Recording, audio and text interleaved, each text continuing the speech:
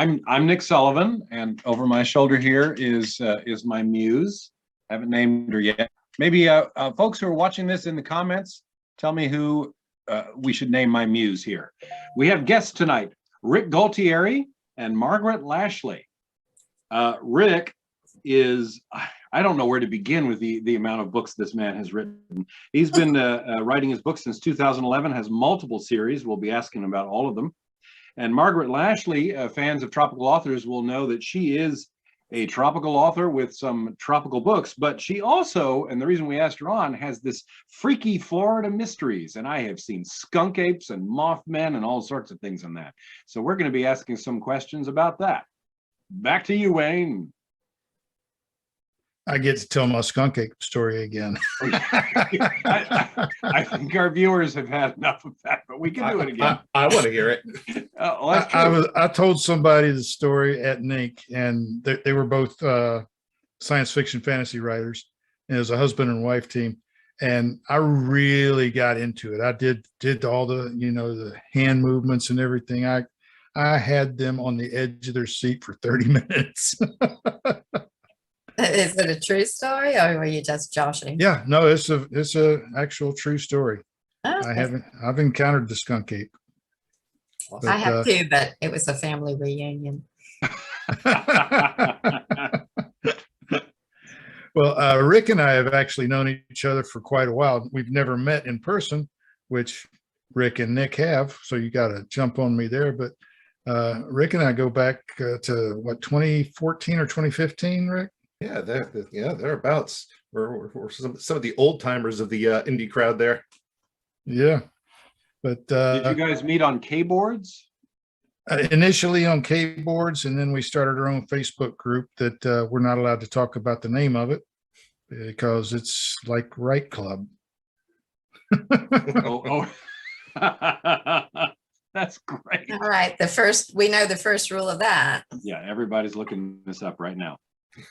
Yeah, we've both been. It's a really small group. It's only about 30 members, and only about 10 or 12 of them are active. And it's just a real tight community that's been together for, oh God, 6 years. Yeah, I mean, probably longer than that. I've been a member for 6 years, so probably 7 or 8. Yeah, and I know you were there before me. But yeah. Oh, I thought you were before me. It's a mystery. Well, that's what we're talking about. Yeah, it's a mystery. I'm not going to bother looking up. So, well, this is our November 1st Halloween episode, and what I first want to ask is, because I think a lot of people, whether they're interested in writing or not, are just generally curious about things getting back to normal and how Halloween was. So I'll quickly go and say I had no one at my own house. I went over to a friend's house and we had maybe 15 kids total. So at least there was more than last year, but it was sort of quiet. But how have you guys been? Like, do you have any fun decorations to tell us about? Did you have folks come to your door asking for candy? I don't know. I was at a party. So I went to Spock as usual, live long and prosper. Excellent. We had our usual 8 or 10 kids, 4 small groups.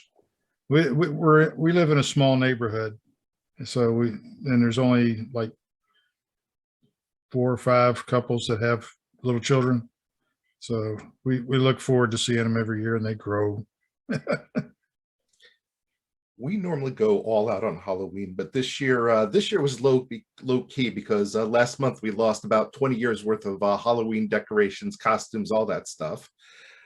So pretty low key, which probably was a good thing because we had a pretty low turnout. I mean, we had groups of kids for a couple hours, but it started late and it ended early. And I still candy. Yeah, you survived a recent hurricane, is that right? It wasn't even a hurricane when it hit us. But, Tropical storm Ida. Yeah, it was slammed into New Jersey. A ton of rain. Yeah, if anybody watched footage talking about, oh man, look at New Jersey. I saw pictures of Rick's neighborhood, and that was the sort of thing that the news people were taking shots of. It was astonishing what I saw. Yeah, it went by, made landfall in the Gulf Coast somewhere, right? New Orleans, somewhere around New Orleans, and just went up through the eastern United States, way inland. But the whole way it was just sucking moisture out of the Atlantic, just dumping tons of rain on everybody. Yeah, to have a hurricane come up, like make landfall and just go up, that way, and then just like hit us from from the west. Like we've kind of had storms like that before, but usually it's like no big deal, and it just hit us like a brick to the face, a very wet brick to the face. Yeah, you had. I mean, I looked at pictures of the street from your window, looking out to the street. The water was up to the almost the tops of the windows of a couple of those cars. It looked like. Yeah, we had close to 6 feet behind my house, and I've lived in this neighborhood for 20 years, and it was easily the worst I've ever seen. Oh, yeah. I mean, I mean, years ago we had Sandy come through, and we got lucky in that we only got a couple big branches knocked down. It really didn't do too much, but this thing, this tropical storm just came in and just utterly, I can't even say out of nowhere, but I don't think anybody expected it to to just hit us that hard. Well, they started. I remember there was a COVID briefing, the local thing they all do, and someone came into the governor and leaned over and was like, "Brr, brr, brr," and he's like, "Okay, we're going to now declare a state of emergency." I think it caught everyone a little off guard in terms of how long it was going to sit on top of New Jersey and New York. But we're getting off the Halloween topics. Before I forget, I'm looking over your shoulder, and I have to know, what on earth is that? A marionette? What is over your right shoulder? Well, that is my muse. That is Controller 13. He comes to planet Earth in search of intelligence, and unfortunately didn't find any because he wound up in my office. Is he wearing a Captain America shield on his head? What is? No, he's wearing a rainbow poop hat on his head. Okay, now I understand. Not So where I thought the rest. There's of your that rainbow was poop going. hat, Jordan. So Jordan was he, waiting to see that. so he came to Earth, and rather than finding intel, he said, "Bring me to your leader," and I handed him a margarita instead. Well, Margaret, I think you were showing off a muse there a little earlier. I don't know if he's still within reach. Well, it's just a little skunk ape. Oh, But, that's excellent. Somebody gave me for writing one of my books called Ape Shift. Ape Shift, yes. Ape shit. No, that's a great play on words. I'm the pun master here, so We may But- start with chatting about your series, if you may. We have a lot of Sasquatch folks here. I have my own zombie Bigfoot. Rick here, I was at a horror signing, and I now have Rick's Bigfoot Hunters. ooh, If you've read my zombie nice. Bigfoot, you would definitely like this. We also have my personal favorite, Sense and Sensibility and Sasquatch, which is a more short piece. Oh my God. Okay, well here, so And there's Ape Shift. Yes. This is Ape Shift. Well, tell us about your freaky Florida mysteries, and I've got a few specific writery business questions about it too. Okay. But how do you classify it? And Well, who's it's your fun. audience? Yeah, my audience is a mixed bag of nerdy kind of absurdists, humorists like me, and we're all starting to find each other because I don't write about unpleasant topics in the world. This is really more like it's the anti-paranormal book, which is what I've been called too. But if you took like a early days X-Files, where they're trying to figure out if any of this stuff is real or not, and then so if you put kind of a low-class Mulder and Scully in an RV and then added Larry the Cable Guy begging them, in in a monster truck. That's kind of where we are with that. It's I'm a native Floridian.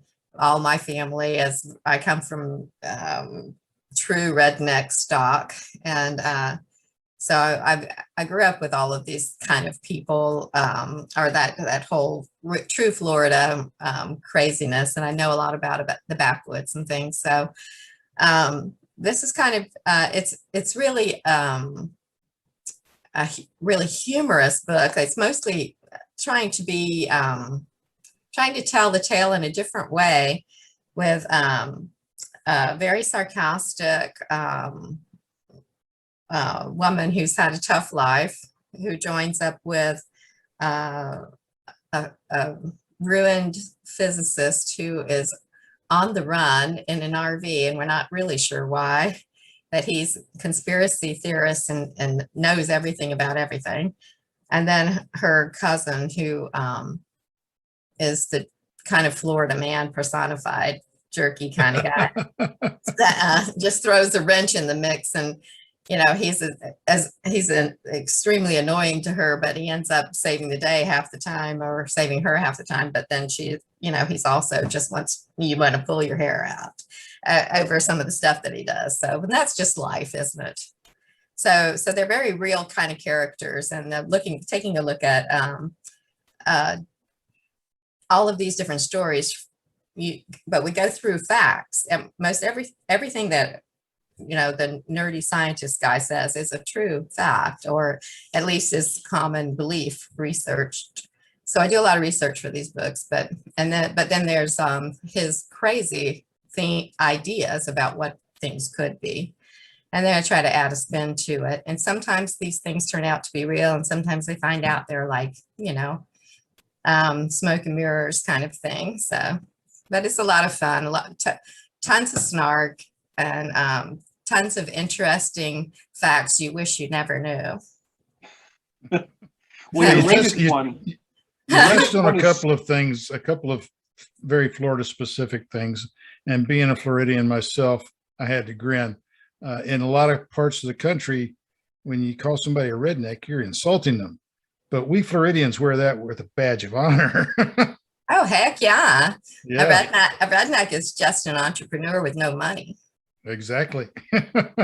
And then Florida man, of course. I think everybody in Florida knows Florida man, but outside of Florida, he's kind of a mystery. Yeah, for sure. Yeah, but I mean, I think it's becoming more well known that Florida man is generally not from Florida originally. But, that would be an interesting title for a book. What? Just the Florida Man series. Oh, well, that's kind of what it is, what I've got going on somewhat. But I think Mike Barron's writes a Florida Man series. Oh, He wrote really? a book. I think his first book is Florida Man, and then he's got Hogzilla or something like that, and then Catfished, I think. So there is a guy out there doing that. I'm not sure. I can't gotta look remember that his up. name, but it's Barron or Barron's or something like that. David Barron's? Could be, but just look up. You'll see. David's in the Tropical Authors group, isn't he? I don't know. oh no, you're saying Barron, not David. Barron. I can't remember it. It's something like that. We'll look it up. We'll find Yeah. Florida Man, Hogzilla. That'd be a good way to drill down. Yeah. Don Keeping Rich, with Halloween. Don Rich says you need to name your muse Anne. I'm thinking that's an inside joke. Anne? Anne. Tell him to I don't know. text me. I don't know what he means. Anne Bonny, maybe. Oh, I don't know. So in the Freaky Florida Mysteries, I know we've got a skunk ape and we've got the Mothman. Yes. But some of them I wasn't sure what they were. One seemed to be a gigantic bug of some kind, and Yeah, that was another smoked mullet. I wasn't sure what the creature was. The latest one is about spontaneous human combustion.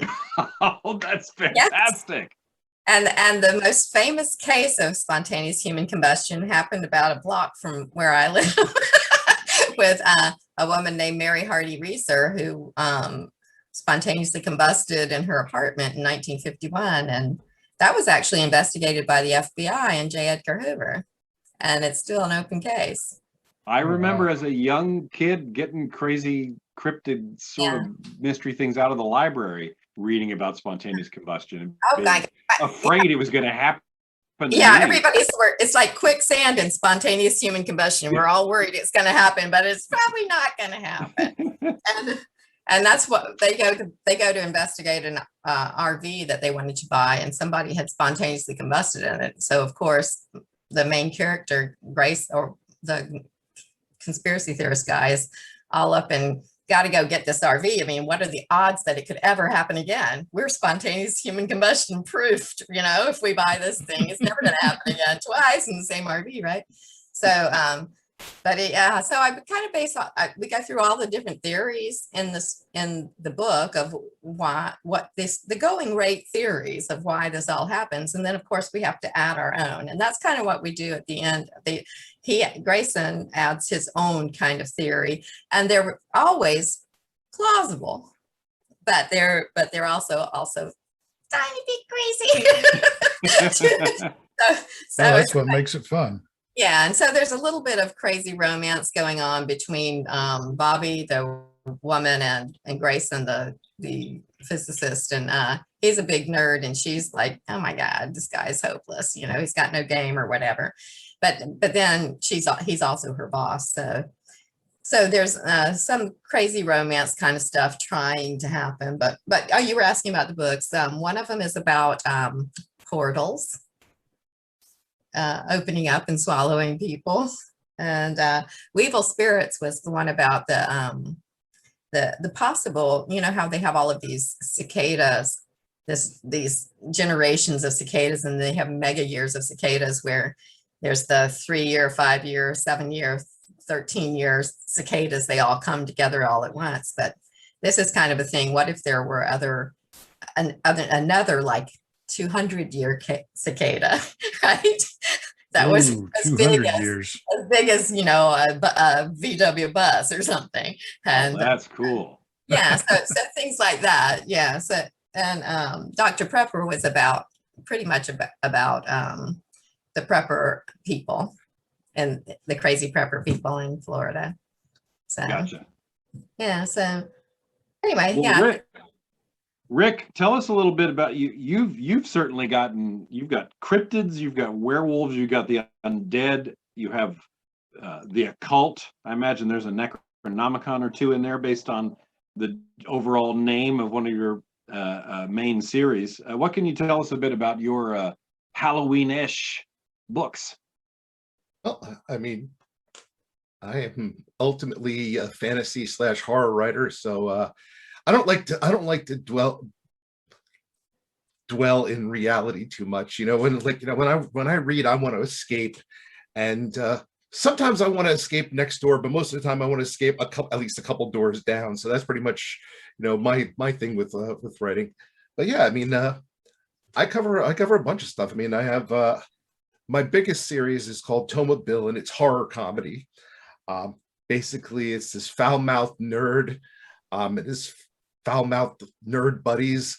He gets bitten by a vampire, becomes one of the undead, discovers that there's this supernatural underworld that's right next door to ours.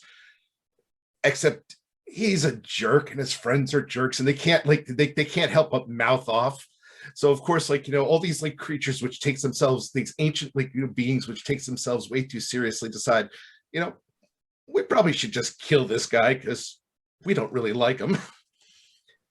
And yeah, it's him trying to survive in this world, but it's also him basically falling victim to his own he pretty much deserves every beating he gets. That's kind of really what it comes down to. Now, is he just a vampire, or has he picked up some other afflictions along the way? All right, so the main character of that is his name is Bill Ryder. And he is a vampire, but it turns out he is a rare type of vampire.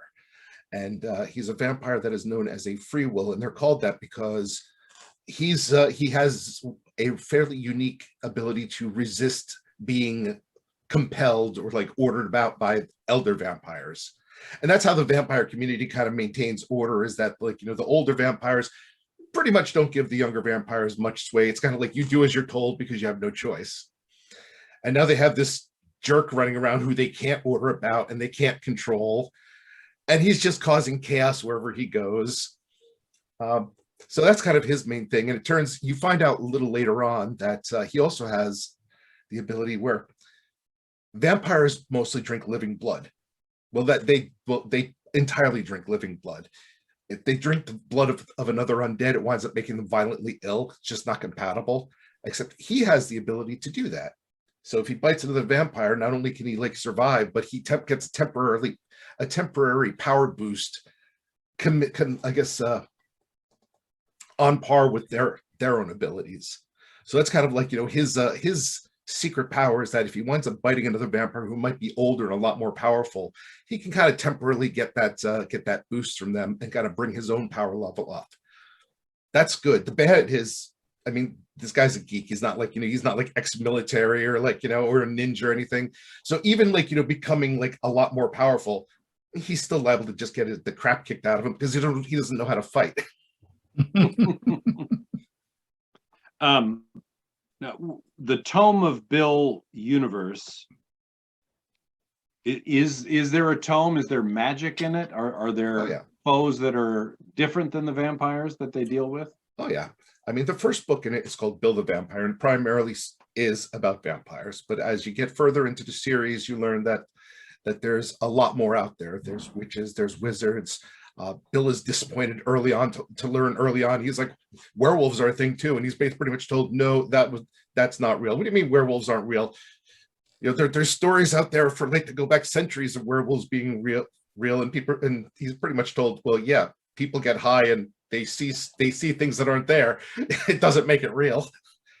But the main foe winds up being actually the vampires have been in an age-old war with Sasquatch. Oh, I didn't know that. Yes. Okay. So the vampires control the cities.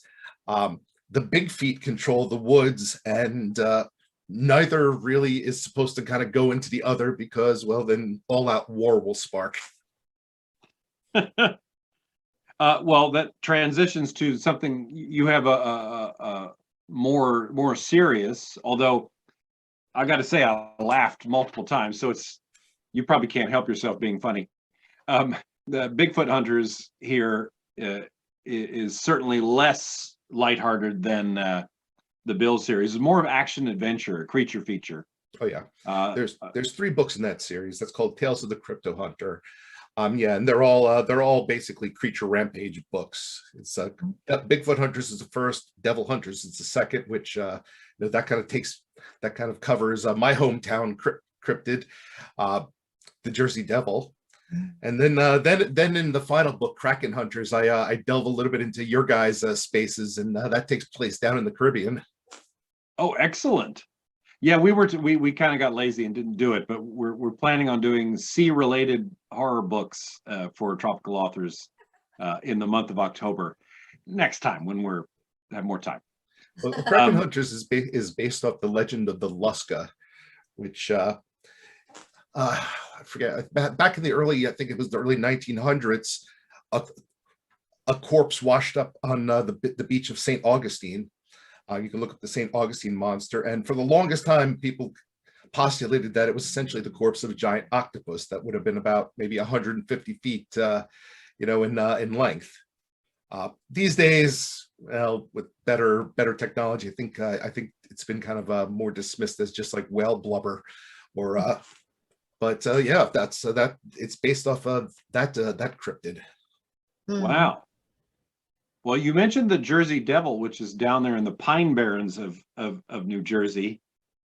And this is interesting because Margaret was talking about one of her books being about portals.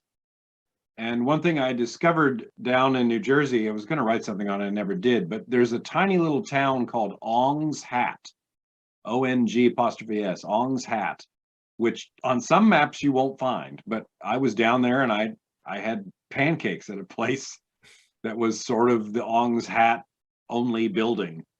And apparently there's a place in the woods somewhere, and stranger things may have somewhat been based on this, where they were messing around with an extra dimensional portal in the Pine Barrens near Ong's Hat, and something went awry. But there's I found a few things about it, but not a lot. But that's down there in the same Jersey Devil area.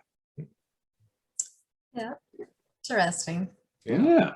I'll have to take a look at that. Ong's Hat. Love the local stuff. And I mean, with the Jersey Devil, that was a fun one because the Jersey Devil, as far as like cryptids go, is pretty ridiculous. Because it's one of those things that, like, you know, there's 50 different stories about it, and the creature appears like one of the things with Bigfoot is pretty much the same in every sighting or story.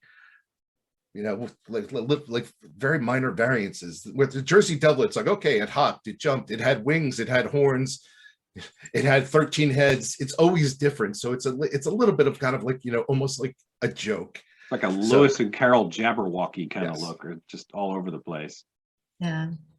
Yeah, so that was a fun one to tackle, to kind of like take that and, like, you know, explain all the reasons why it appears different and why it's, like, you know, far more deadly and far less ridiculous than well, you know, the tourist trade of New Jersey would have you believe. Well, all these great myths, the skunk ape, Sasquatch, the Jersey Devil, they all have a basis in fact. People Yeah. see these things because somebody really saw these things once upon a time. I think you're right, Wayne. I mean, the chupacabra is one that I'm planning on putting on, and it has a couple of different phases. One set of people in Puerto Rico think it looked more like a kangaroo with fangs and horns and stuff, and then the chupacabra here in Florida is supposed to be more like a dog or a coyote type looking thing with kind of elephant skin, not much hair on it, and fangs and things like that. So I don't know. There's a mythical creature on Andros Island in the Bahamas, and I can't remember what they call it, but it lives in the rocks around the blue holes. And there's several inshore blue holes there, and that actually might be that might be the Luska. Yeah, the Luska. Yeah, okay. I'm But working out. My current book is about Deinosuchus, which is a giant extinct alligator, or is it extinct? That's Because- fantastic. you never know. So that's my book. Half Crocked is the name of that book. Crap. You come up with some great titles. That's cool. Thanks. Like I said, I'm like the weird pun master. My fans have gotten used to it. So I usually will give them 4 or 5 names to pick, and they decide which one I'm going to use. So Are your the Freaky Florida books, are they available in audiobook? the very first one is Mothbusters, as well as in the first book in my other mystery series. But, you know, when you pay as you go, sort of, you know, it costs like $2,500 per book to do those. I did the first 2 books, and, you know, they've paid for themselves, but you know how interest, you know, the first book is a sorting out, and the next book is going to, you know, your read through on that is going to be less. But I don't know. I mean, to me, I look at the daunting idea of spending, you know, $50,000 on getting audiobooks done and think, yeah, I don't know. Well, But we I'm were not talking earlier. lazy about Nick is on the 3rd of 4 books that he's producing for me in 4 weeks. Mhm. And so, yeah, it's expensive, but Yeah. I think it's worth it. I mean, to have all the formats on your product pages. I Yeah. totally get that, Wayne, you know, but I have to look at it and think, you know, it's just me. I have enough money. These books bring me plenty of money. I'm happy about it. And I think, I don't know, maybe I should spend the money doing it, but I don't know if the interest is really there. Maybe it would be. I mean, I get people asking for them, but how many people say I do the next one and I sell, you know, 300 copies? I don't know. I'm just lazy. I'm on Amazon. I'm in KU. I don't do audio. I don't do Twitter. I don't do any of this other crap. I just want to be left alone, write my books and not get too branched out there. But I did find a really wonderful person to do the first books, and that was to gauge the interest. But it took about 10 months to get my money back on the first book in each series. And so, I mean, the second. That's not that bad though. That's better than a 10 lot of months. people. Actually. Seriously? And, yeah. But, Oh yeah. well, but the second book is probably going to take twice that long, I think. You think that because you think, okay, but honestly, if somebody, especially with the way Audible works and just returning it, if they don't have interest, you're probably not getting paid for it anyway. So I would generally think you're going to have a pretty decent listen through. And I really started making more and more and more money from the audiobooks the more I put out in the same series. Yeah, sure. Sort I of mean, went, you got well, more product, more money, of my course. Zombie Bigfoot, which is just sort of solo, I sell maybe one a week. But Oh, the deep series, I sell 25 a week. I mean, it through the entire series, though, right? through, yes, yeah. Yeah. But that's yeah. still, 5, 6, 7 books each per week. What Yeah. about you, Rick? Do you have any audiobooks out? Yep. Actually, the majority of my books are on audio. The only ones that aren't on audio are kind of my shorter ones. People like longer. How did you make that affordable? A combination. I've paid for some. I got in early. I've been doing this for a while, so I got in early with ACX and Audible when they were giving out stipends. So my main series. That's RevShare, and both myself and the narrator have earned far more than it would have cost if we had paid for it outright. So it's been a very lucrative deal. And then I have I've paid for some others, and then maybe at this point maybe a quarter to a third of them are produced through Tantor. Yeah, I got an offer as well, which I turned down because I'm such a control freak. It's like I worry about having any kind of contract with anybody, which is why I'm an indie, right? And so it's just kind of fun. It's interesting. It's been interesting, but it is rather daunting to sit there and look at having to pay, $2,500, $3,000 per book. And if you go in with an audio producer, one thing you can usually get, and very few of them are going to turn you down, is one, cover approval, because you kind of want that, and two, narrator approval. And I mean, I've had really good experience. I've gotten some grade A talent doing it through Tantor. And one thing I particularly like is they do all the audio proofing. So it's kind of like I hand them the book, as long as it's good in good shape from my end, they do a good shape. And I talk to the narrators. We converse back and forth. Gotta say, I don't think I've done anything with them where I felt uncomfortable. And I'm like you, I am a massive control freak. So the first book I signed off with them, I was just like, this is going to be a disaster. It's going to be a disaster. And then afterwards I was like, wait, that was really easy. I kind of like this. Yeah. Well, and the narrators certainly don't mind not having to do any post work and editing and mastering. So Tantor is an option. Yeah, that's probably the most tedious part. Right now, I just finished listening to 2 of my audiobooks, and tomorrow I'll start listening to a third while reading along. And I've already read these stories and heard these stories, a dozen times throughout the writing process. And it gets to the point where I'm listening to Nick, and he does a stellar performance. He does a fantastic job, but I'm sitting here slowly nodding off.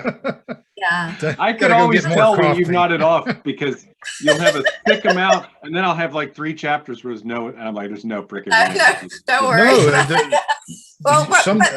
I think that's more a reflection of when you started the recording, because when you first start, you go for 2 or 3 chapters before there's any problem.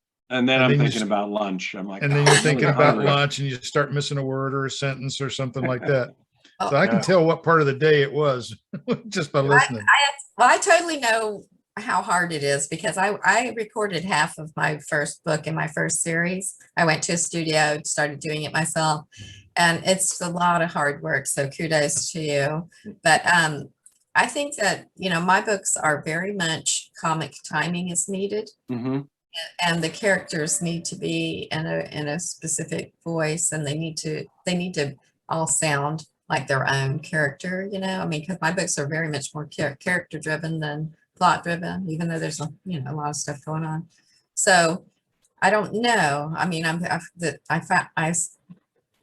interviewed like 100 people on ACX and found this woman, which I really, really enjoy. But she had nothing to do, and now that she did my books, she's booked.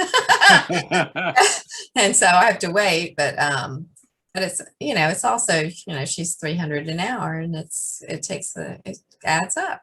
Yeah. Although if you got your book one to pay for itself in 10 months, and you consider that the cost that you incurred is pretty much a direct tax deduction from your 1099 income. No, true. You did pretty darn well. Yeah. Yeah, and Well, I have a never. corporation, so I'm not really sure how that all works out, but yeah, I'm incorporated. So, but yeah, so I suppose you're right. It is a write-off. I didn't really think about it like that, but yeah, but those books continue to earn me, maybe $500 a month just from the 2 books. From those 2 audio, that's fantastic. Yeah. Oh yeah. And I mean, the audiobook market is bigger than a lot of people realize. You have all these commuters out there, all these truckers. Yeah. They're starting to pick up again now. Yeah. Now and once and the thing is, like with an ebook series, you might see, like, I don't know if you're lucky, like 50% or maybe a little bit higher, like read through from like book 1 and on. But audio, if they find an audio they like, they'll look and be like, oh, wait, you got 50 hours of audio? Yeah, hook me up with that stuff. I just think it's so very dubious. I don't know how I'm actually getting paid for these things, and like what price are they even putting on anything? It's very hard to know. Yes, there is that little bit of voodoo going on Audible. Yeah, so it's like, okay, I can make my books are priced where I make about $4 a piece for them, and they're done. I mean, they cost me a book cover. So it's just, I guess it's just a mindset I guess I need to overcome. Oh, when Nick and I first started doing my audiobooks, it was spring of 2015, I think. Yes. And at that time I had 9 or 10. And so he'd do one and I'd have to save up some more money, and he'd do another one. I'd save up some more money. But the first book paid for itself in about 8 months. Mm-hmm. And I think the only reason that happened so fast was because by the time it paid for itself, we already had books 1, 2, 3, 4, 5, 6, 7, 8 up. And now an audiobook pays for itself in the first month. Mm-hmm. That's great. Yeah. That's really great. And back then they were paying bonuses and stuff too, I think. For audiobooks? They still are, but I have not seen a bounty in. I can't. I'd like someone to tell me that they had a bounty. I haven't heard anyone get one in a while. Yeah, I think all that stuff's dead. June of 2019 was the last bounty I got. Yeah. Well, I didn't get any since I published my first book April 1st of 2017. So I guess I'm coming up on my 5-year anniversary soon, next year. So I missed out. I was scared and missed out on a lot of stuff, but I don't know. Let me ask a quick question. This is just sort of out of nowhere, but it's something we haven't asked on any of our other ones. Do either of you do your own formatting? And if so, do you use Vellum? Or do any of you know anything about Atticus? And I'm kind of asking this selfishly because I don't have a Mac. Well, right. Yeah, you want to start, or you want me to? Yeah, go right ahead. All right. I am, like I said, laziest woman in the world. I just don't want to be bothered with a whole lot of stuff. I write in Word, Microsoft Word, because I am that old, and I just got used to it. And I just go over to little draft to digital and dump my crappy file in there, and then it looks beautiful. And then really? I said, okay. Yeah, I used to pay Pulgaris Studio, I think, somebody, and I got so tired of having to wait for changes and stuff like that. And it's so very easy. They can draft to digital. You can just dump any kind of pretty nasty file in there, and it'll straighten it all up for you. And you have about 6 or 8 different formats to choose from with fun little scene break things. And they're sorted by genre. So there's a couple of different mystery ones and stuff. I asked a friend of mine who, because I was looking at Atticus, because who doesn't love Dave Chesson? He's awesome. But it's like, and I know he just finished doing his beta version of that. But I sent a friend, should I buy this and start formatting my stuff? And she says, have any of your readers ever called you and asked or sent you a message or on Facebook or anything that they didn't like the format of your book? I'm like, no. Good point.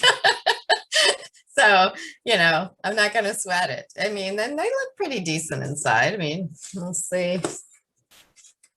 This is like the little, I don't know if you can see that. This is the draft. Yeah, no, it's got images. Yeah. I didn't Yeah, know it's they got could a do little that. grime thing here, and let me see if I can find a scene break. But they're just not. Here's the page with a chapter head and then a little scene break. Okay. This is like a little grimy thumbprint. And they have a version with a little magnifying glass, like you're looking for a clue. And I use that on my other series. And I, hey, I'm fine with that. And then the ebook, who cares? They're not going to mess. I mean, but it's so easy, so easy with Draft to Digital, and it costs nothing. It's free. And Rick, do you use Vellum, right?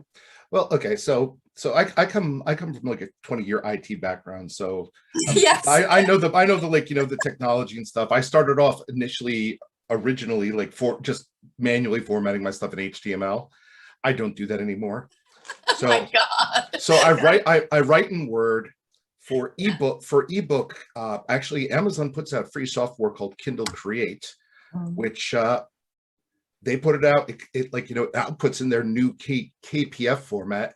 And I mean, it doesn't make a fancy ebook, but it makes a very clean ebook. So I've been using that for ebook wise. Oh, I have recently switched over to Vellum for paperbacks, but I do own Atticus. I've been part of them since their beta testing. Right now, if you have a PC, Atticus is a really good solution. One thing, and this just comes back to my old IT guy paranoia. I don't like the fact that you upload your file to the cloud and work on it there. I don't like that either. I like local copies. So I'm sticking with Vellum for the time being. Does Vellum do everything I want it to do? Not necessarily. There's a few tweaks I would like to see on that, but I've been very happy with the quality of the paperbacks and hardcover files that the Vellum outputs. Right. My first attempt at formatting was upload the book, go to the look inside, go to chapter 2 and see how many lines of chapter 1 were on the page before, and then go back to the manuscript and add that many blank lines. Because at the time I didn't even know what a page break was. But now I hire somebody to do my formatting. I'm not a tech guy. I thought I couldn't was do that to save my life. I feel much better about myself now. But yeah, oh my God, I'm not a techie either. But with Draft to Digital, oh my God, check that out. You'll be shocked and amazed. Is that a subscription service? Or?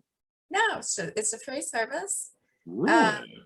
Yeah, you upload your book. I mean, they're kind of like an Ingram Spark in that you can also they'll also put, but that's a new thing. They were doing this before they added the kind of publishing part, but you don't have to use the publishing part. But you load your book up and then you put in your metadata and stuff like that. But anyway, it's so easy. It's just like a miracle. It's like, you put the file in there, and it's so I would totally check that out. Well, And Yvonne Edwards asked for you to re-explain that, and you just did perfectly. So I hope that answers your question, Yvonne.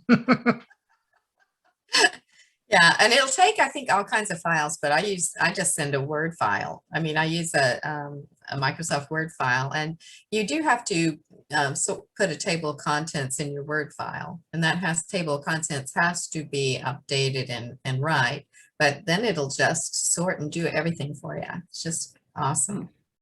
Yeah, it's not hard. If you have any questions, just give me a call. I'm happy to help you out with it. So we got 15 minutes left. This is usually where we want to delve into our YouTube questions. We had one from Yvonne. Do we have any more? No, a lot of people are chatting now. I'm trying to keep up. Well, let's see. I have,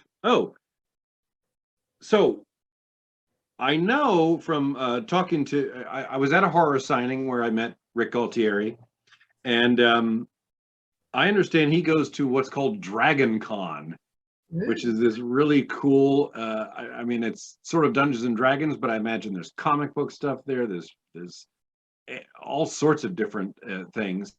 And I think you've also done some horror cons and such. And as writers, we've all probably done different cons. I know Wayne has done the Key West Mystery Con a number of times. But Rick, what can you tell us about Dragon Con? And are there a lot of authors there? I mean, Dragon Con is probably the largest fantasy convention period.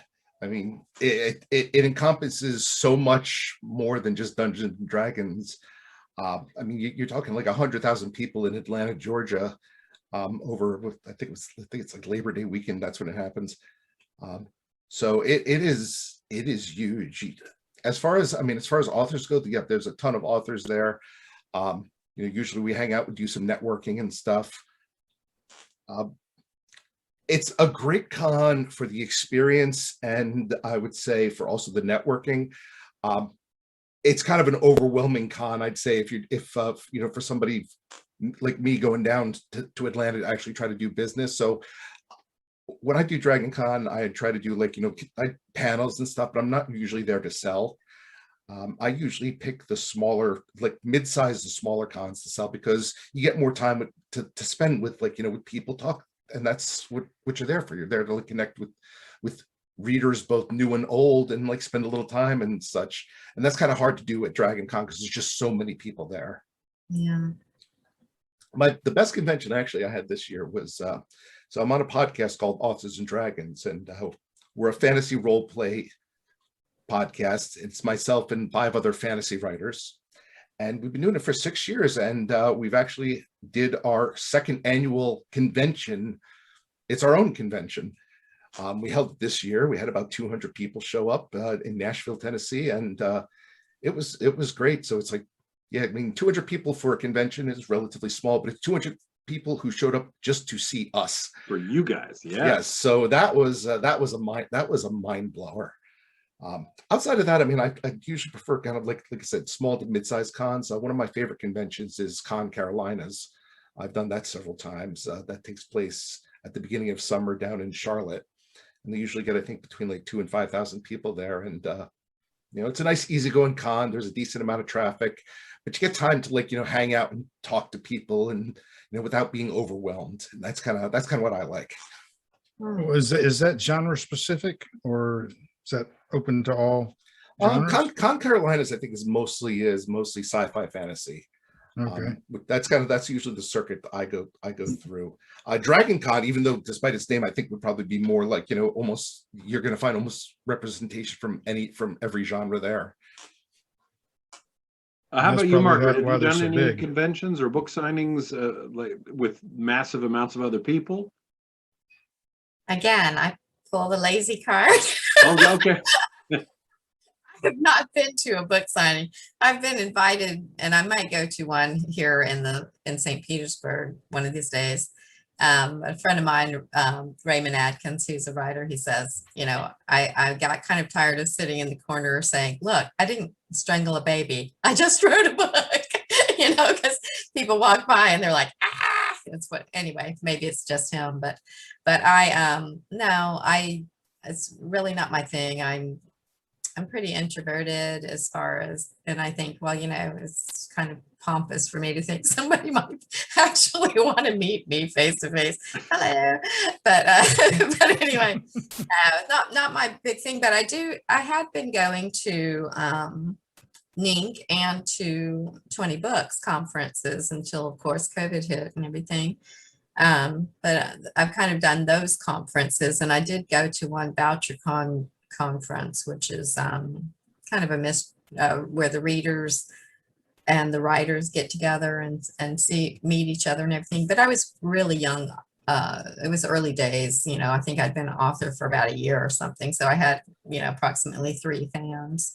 And so there was really no one there to connect with.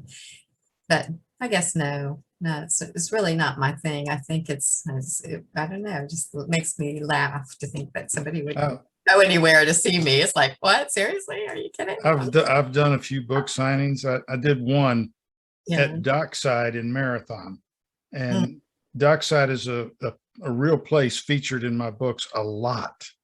And my main character lives just north of Marathon, and he's in Marathon all the time. And I figured that'd be a great place for a book signing. And we sat there for about 3 hours, and a dog came over and he looked interested, but he didn't buy anything and walked away. Right. But, that's it. Yeah, they're scary. They're money lost, but they're a lot of fun. Yeah. I'm supposed to go to one for Tombola Books here in St. Petersburg, and maybe I will, but I don't know. Well, I find they're a lot of fun to do. Like I said, I don't like the huge ones because it can be overwhelming, but It may be different though for your genre. You've got these fantasy sci-fi people, they say in the cosplay, and they're interested. They seem to be more like into that kind of thing, maybe. Yeah, something. It's really the same. Some people will come up and be interested. Some you can engage and talk to, and some will look at you like, "Oh, you're trying to sell me something," so I'm not going to make eye contact. Exactly. But you gotta have to have a nice table set up. You have to have a little bit of a pitch. One thing that I do is I have my cursed dice bowl. So if you come up to my table, I have a bowl of 20-siders there, and the challenge is roll initiative against me. If you win initiative, you get to keep the die. Oh, that's a great idea. Yeah, it's a nice little icebreaker there. I have sold plenty of books at yard sales. When I changed the cover on my books, I put all my old books out there and sold them. So that was interesting. But Yvonne Edwards on YouTube says, said about the dice and all that stuff. I'm like, no idea what any of that meant. So sorry. Yvonne Edwards on YouTube says she lives in St. Pete Beach also, and she says she's a neighbor and she's going to look you up. Oh, nice. Thank you. So now you have a stalker. I'm just kidding, Yvonne. And they're done nice. that, which is She's a pretty nice scary when you live alone, which is why I use a P.O. box, because I have actually had a stalker. Have any of you guys had a stalker? I had somebody sue me. That's close. I don't think They were so. stalking your wallet then, but not you in particular. But I've had somebody tell me that I needed to put special clues in my books for them so that they would know it was just about you and me. Oh my! You need to read Don Rich's book. Don Rich has a character that would be that person. No, His thanks. latest coastal My curse. life is crazy enough as it is. Yes. Okay. I don't need any more fodder to keep me up at night. Anyways. Do we have any other questions there, Wayne? No. Oh, well, Yvonne says, look out. All caps. She's a nice lady. She's been one of my readers for a long time now. Oh, really? Okay. Yeah. All right, so you can send me a photo of her so I can keep Yeah, up. the chat on YouTube is mostly the same people over and over again. Don Rich isn't there. He had to go to dinner. So we're not going to get any more flippant remarks. Hi, Don. Yeah. Uh, Our friends on Facebook, he likes, I send out a ridiculous post every morning. And so I see him liking them once in a while. Well, I've run through all of my questions. I'm wondering, Wayne, if maybe the skunk ape tale could come out one more time. Well, Because okay. we have two people that write about Sasquatches and skunk apes, so it might be of particular interest. Oh yeah. Okay. well, my tale involves alcohol, of course, firearms, Yes. and a really desolate spot on the western shore of Lake Winder on the Where's St. Lake John's Winder? River. Oh, in the St. John It's in Florida then? Lake yeah, Winder? it's north of Lake Washington in Melbourne, about Yeah. probably 15 miles, probably 20 miles shy of Orlando. My new book is set in that area in a little town called Astor. Do you know Astor? Astor? No, I Yeah. don't. That's unusual for me not to know a little town in that area. I know them all. Yeah. But me and two buddies were hunting, which Mm. was our code word for let's go upriver and get drunk. Yeah. And so it was late at night. We were sitting around the fire Mm. and we kept hearing this noise way off in the distance. It sounded kind of like a peacock. You've heard a Oh, peacock before, oh, but you never hear them at night because that's true. the wild animals will find them and eat them.